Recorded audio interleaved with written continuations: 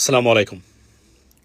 বাংলাদেশের বর্তমান সংসদে আমরা আপনারা ইতিমধ্যে জানেন বা অলরেডি ফিল করেছেন বা আপনারা এই কথাবার্তা বলা শুরু করেছেন যে ধরনের সংসদ আপনারা কার্যকর বা ওই লেভেলের মানুষ তারা সংসদ মানে চেয়েছিলেন আপনারা বেশিরভাগই ক্ষেত্রে সেটা কিছুটা ঘাটতি ডেফিনেটলি আছে।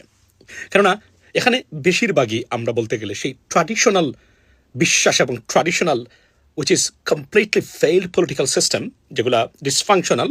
দ্যাটস ওয়াই আমাদের কোনো পরিবর্তন হয় নাই আজকে স্বাধীনতার ৫৪ বা ৫৫ বছর পরেও আমরা একটা হতদরিদ্র ডিসফাংশনাল ভঙ্গুর প্রতি ক্ষেত্রেই আমরা ভঙ্গুর প্রতিটা ডিপার্টমেন্ট প্রতিটা ব্যবস্থাপনায় আমরা কোনো ক্ষেত্রেই আমরা নেপালেরও কাছাকাছি না অনেক ক্ষেত্রে সেটা। ঠিক এই সংসদে যে কয়েকজন মানুষ এখন পর্যন্ত আলু ছড়াচ্ছেন এবং আমার পছন্দ হয়েছে বলে রাখি আমি, তার মধ্যে জামাতেরা তারা আলাদা আছেন, বিএনপির ভিতরে যারা আছেন পার্টিকুলারলি এত প্রেশার থাকার পরেও এর মধ্যে আপনারা জানেন যে আমাদের ডক্টর রেজা কিবরিয়া ভাই আমার মেম্বার অফ পার্লামেন্ট যার ওনাকে এই নমিনেশনেও আমার অল্প হলে ভূমিকা আছে। আমরা সংগ্রাম করেছি যেন উনি পান, আমি ভোটটা ওনাকে দিয়েছি যোগ্য মানুষ হিসাবেই, একজন অর্থনীতিবিদ হিসাবে, এবং ওই লেভেলের মানুষকেই ওনার বক্তব্য অলরেডি ভাইরাল হয়েছে গত 2 দিন আগে। হ্যাঁ, গুছানো বক্তব্য না বা ট্র্যাডিশনাল পলিটিশিয়ানদের মতো আগুন জড়া মিথ্যাচার দিয়ে বড়া বক্তব্য না, এই করে ফেলবো সেই করে ফেলবো অমুক সৈনিক এগুলা না। বাট যে বক্তব্য দিয়েছেন খুবই কার্যকরী, পার্টিকুলারলি উনি জুলাই আপনার হত্যাকাণ্ডে জড়িতদের বিচার চেয়েছেন, আরও অনেকগুলো বিষয় আছে। এর মধ্যে গেল রেজাবাইয়ের কথা আসছে পরে আমি সেপারেট ভিডিও নিয়ে। এর মধ্যে ব্যারিস্টার জমির সাহেবের বা জমির ভাইয়ের দুটো বক্তব্য আমি শুনেছি সংসদে, remarkable, excellent, that's what we need. It's nothing wrong with BNP or any other political party. The problem is we need a good people, sensible people.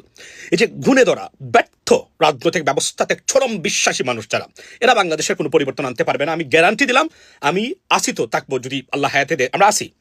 আমার বক্তব্যগুলা কথাগুলা মিলিয়ে নেবেন যেগুলো বলতেছি এখন ফিউচারিস্টিক ভাবনা থেকে। এই ধরনের মানুষ উনি গতকালকে একটা জিনিস বলেছেন, কি বলেছেন উনি বলেছেন, এই দেখেন আমি শেয়ার করেছি, বাংলাদেশের সংবিধান বাংলাদেশের মানুষ দ্বারা লিখিত বা রচিত হওয়া দরকার। This is a serious problem and serious matter at stake. কিন্তু আমাদের রাজনীতিবিদরা তারা গুনাহ করে জানছে না, তারা সেই ভারতের লেখা সংবিধান, যে সংবিধান বাংলাদেশকে হতদরিদ্র গোলামের জিঞ্জিরে বিভক্ত করে রেখেছে, বিষ ছড়াচ্ছে প্রতিদিন, যে সংবিধান, সেই সংবিধানে বিশ্বাস করে। আমরা জুলাই বিপ্লবে আমরা চাইনি, আমরা চাইছি এই জায়গাতে পরিবর্তন আসুক। বাংলাদেশি জাতীয়তা, সবচেয়ে দুঃখজনক ব্যাপার হলো বাংলাদেশি জাতীয়তাবাদ বাংলাদেশের স্বাধীনতার পরে সবচেয়ে গুরুত্বপূর্ণ জিনিস হলো বাংলাদেশি জাতীয়তাবাদের উদ্ভব আপনার যেটাকে আমরা বলি এই যেটাকে আবিষ্কার যেটাকে বাংলাদেশকে আলাদা করা হয়েছে ভারত থেকে, বাংলাদেশি জাতীয়তাবাদ রিমার্কেবল একটা আপনার এই যে একটা আইডিওলজি যেটা প্রেসিডেন্ট জিয়াউর রহমান করেছিলেন, এবং এটার জন্য তো ওনার মরণোত্তর পুরস্কার পাওয়া দরকার, যত ধরনের পুরস্কার আছে বাংলাদেশে। কারণ এটা এমন একটা জিনিস, it's segregated Bangladesh from India. Trust me, যে কারণে ভারত এখনো ক্ষুব্ধ, যে কারণে তাকে হত্যার সাথে সরাসরি ভারত জড়িত, আপনারা নিশ্চয়ই জানেন। আচ্ছা, সো এটা যদিও বিএনপিটা বলেন না, তারা আমি কেন বলেন না জানি না, there are many mistakes এবং being made by বর্তমানে বিএনপির লিডারশিপ দ্বারা এটা তুলে আনা দরকার ছিল প্রত্যেকটা জিনিস। তারা কি কারণে আনেন আমি জানি না, তবে এখানে কারণ না হলে এটা রিপিট হবে কিন্তু আবার আমি বলি। তো এই জন্য এই যে ব্যারিস্টার জমির সাহেব, এবং আরো একটা কথা সেদিন উনি বলেছিলেন জুলাই বিপ্লব নিয়ে, remarkable brother, keep it up, that's what we need people like you in the parliament, trust me. এবং আমরা কিছু সংস্কার এবং বাংলাদেশের ভবিষ্যৎ নিয়ে, রাজনীতি নিয়ে গভীরভাবে চিন্তা করা দরকার আমাদের। কেননা আমরা এখনো মনে করি সংসদে যারা গেছেন 80% not fit for the purpose and they should not be MP, to be honest with you. কিন্তু ব্যারিস্টার আপনার এই যে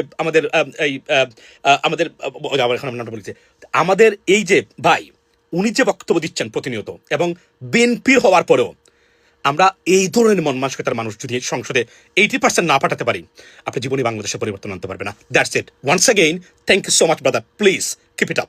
প্রয়োজনে নিজের জন্য হলেও আপনি দল কানা না হয়ে নিজের জন্য দাঁড়িয়ে যান, বাংলাদেশের জন্য দাঁড়িয়ে যান। নিজের জন্য বলতে নিজের ক্যারিয়ারের জন্য, নিজের যে কমিটমেন্ট টু দ্য পিপল, এটার জন্য।